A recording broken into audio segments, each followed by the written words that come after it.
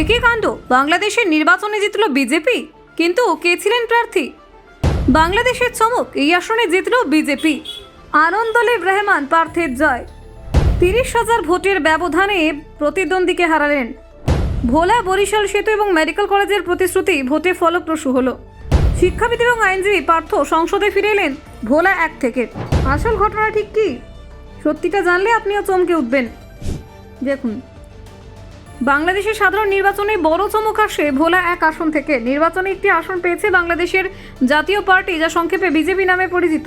এই বিজেপি ভারতের শাসক দল বিজেপির সঙ্গে কোনো রাজনৈতিক সম্পর্কিত নয়। পদ্মপারের দেশের এই রাজনৈতিক দল সম্পূর্ণভাবে স্বাধীন দল। বাংলাদেশ জাতীয় প্রার্থী আনন্দলেব রহমান পার্থ ভোলা 1 আসন থেকে সাধারণ নির্বাচনে বিজয়ী হয়েছেন। নির্বাচনে তিনি মোট 1,05,543 ভোট পেয়েছেন। তার নিকটবর্তী প্রতিদ্বন্দ্বী জামাতে ইসলামের প্রার্থী মোহাম্মদ নজরুল ইসলাম পেয়েছেন 75,337 ভোট।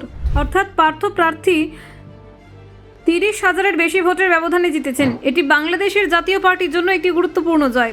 নির্বাচনে এই একমাত্র আসন তাদের জন্য রাজনৈতিক গুরুত্ব বহন করে।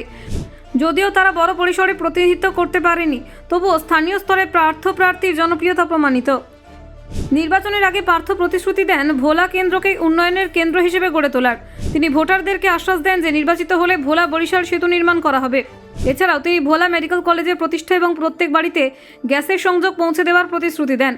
প্রতিশ্রুতিগুলো সাধারণ মানুষের মৌলিক চাহিদার সঙ্গে সরাসরি সম্পর্কিত ছিল। তারই প্রভাব ভোটে দেখা গেছে। মানুষ আশাবাদী ছিল যে পার্থ নির্বাচিত হলে এই প্রতিশ্রুতিগুলো বাস্তবায়িত হবে। রাজনীতির পাশাপাশি পার্থ একজন শিক্ষাবিদ এবং আইনজীবী। তিনি ঢাকার ব্রিটিশ স্কুল অফ ল এর অধ্যক্ষ হিসেবে দায়িত্ব পালন করছেন। শিক্ষাবিদ এবং আইনজীবী হিসেবে তার প্রভাব ভোটারদের মধ্যে একটি ইতিবাচক বার্তা সৃষ্টি করেছে। ভোলা 1 কেন্দ্র থেকে পার্থ পূর্বেও জিতে সংসদে পৌঁছেছিলেন। তিনি বাংলাদেশের প্রাক্তন মন্ত্রী এবং ভোলা 1 কেন্দ্রের প্রাক্তন সাংসদ নাজিউর রহমান মঞ্জুর পুত্র। তার রাজনৈতিক এবং সামাজিক পরিচিতি ভোটারদের মধ্যে বিশ্বাস তৈরি করেছে। ভোলা 1 কেন্দ্রে তার প্রতিদ্বন্দ্বীদের তুলনায় পার্থের জনপ্রিয়তা এবং কার্যক্রমই তাকে জয়ে সহযোগিতা করেছে।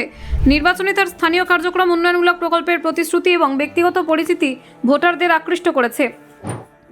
বাংলাদেশের সাধারণ নির্বাচনে বিএনপি নিরঙ্কুশ সংখ্যাগরিষ্ঠতা পেয়েছে।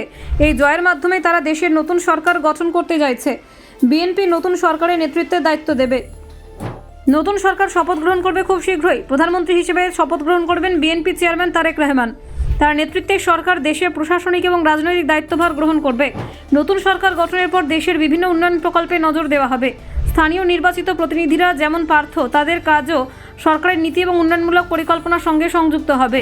ভোলা 1 কেন্দ্রে পার্থ প্রার্থীর বিজয় স্থানীয় উন্নয়নের জন্য একটি আশার বার্তা বহন করে। মানুষ আশা করছে যে তার প্রতিশ্রুতিগুলো বাস্তবায়িত হবে এবং এলাকায় উন্নয়ন ত্বরান্বিত হবে। ব্যুরো রিপোর্ট, অজানার দেশে।